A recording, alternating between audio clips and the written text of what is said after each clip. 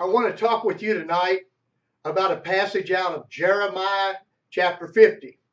I have believed for many years, and other men, Jack Van Impe being one, that you cannot dogmatically say that Jeremiah chapter 50 and 51 about Babylon is talking about America, but you can dogmatically say that no other nation on earth fits all of the different signs in this. Now that's been said for a good 20 or 25 years. But I can dogmatically say I really believe that it's talking about the United States of America. The passage that I want to talk about tonight, Jeremiah 50 verse 44, I want to read it for you and I want you to listen very closely. It says in verse 44, "Behold, one will come up like a lion from the thicket of Jordan to a perennially watered pasture. For in an instant I will make them run away from it, and whoever is chosen I shall appoint over it. For who is like me, and who will summon me into court? And who then is the shepherd who can stand before me?" In this passage, God is bringing destruction against Babylon.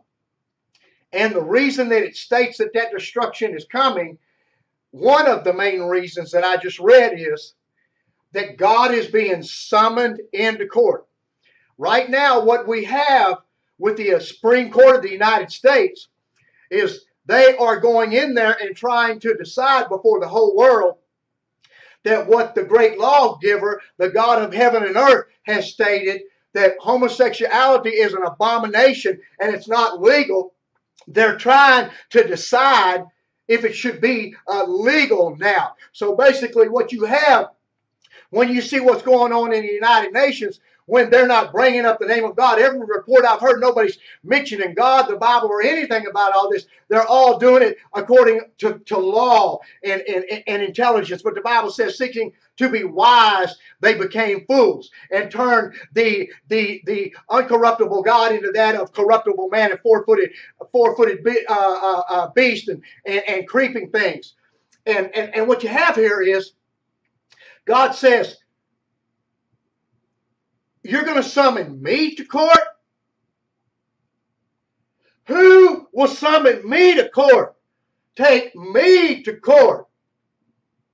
And then he says after that, and what shepherd can stand before me? That means what leader, what ruler, what pastor, what whoever you are, you will summon me to court. And what America's doing right now before the whole world, and the world is watching this. America owns the UN. America owns all the abortion in the world. They own all the homosexual rights in the world. America's been pushing this and pushing this, and other nations have been made, you accept it and you get our money, or you don't. And so now before the whole world, we're going to rule on whether it's legal to do this. Well, God has already told us. We know what is right. Even nature tells us that it's wickedness, the arrogance to stand up and try to rule before the whole world on something that God has already told us what the rule is. Now, I've heard people say that since God is not being mentioned in there, that, you ought to go in there and say something, and you ought to talk about, say, Romans chapter 1, verse 18 to 26, where it talks about men with men and women with women and all the ungodly acts and abomination and all of that. Well, that's what that is, what they're talking about they're doing. But I want to give you a verse that is as specific as what you've just heard out of Jeremiah chapter 50, verse 44. That they have taken God to court. And what I want you to do, I want you to turn to Isaiah chapter 24, verse 5. And the chapter, Isaiah 24, has to do with in the end times, like right now. Because remember, these prophetic books, they run side by side because there's a twofold meaning. You have the original history of them, but you have them replaying themselves twice and being prophetic to other times in history. And so right now, what we just read in Jeremiah about the destruction of Babylon also runs side by side with what we're reading in Isaiah about God bringing judgment against all of the nations during that time period. And I want you to check out what the prophet Isaiah says in Isaiah 24:5. Listen to this. The earth is also polluted by its inhabitants, for they transgress laws, violate statutes, broke the everlasting covenant. Now, we see at the first that they transgress laws, they break statutes. But that last thing he says, and they have broke the everlasting covenant. If you take that and you get in Hebrew with that and break that down, there's no doubt that it's talking about marriage between a man and a woman. And the key word in the Hebrew for that covenant is to create.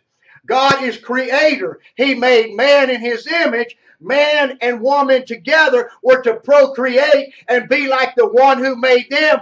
From his image, we were to create. And that's why, specifically, why you cannot have marriage for men with men and women with women, because they cannot create anything but AIDS. Church, we need to keep our eyes on Jesus, because nobody can help us but Jesus. And he's faithful. He's faithful. He's faithful to keep us. We just have to keep our eyes on him and trust him and stand for the truth, even if it costs us our lives.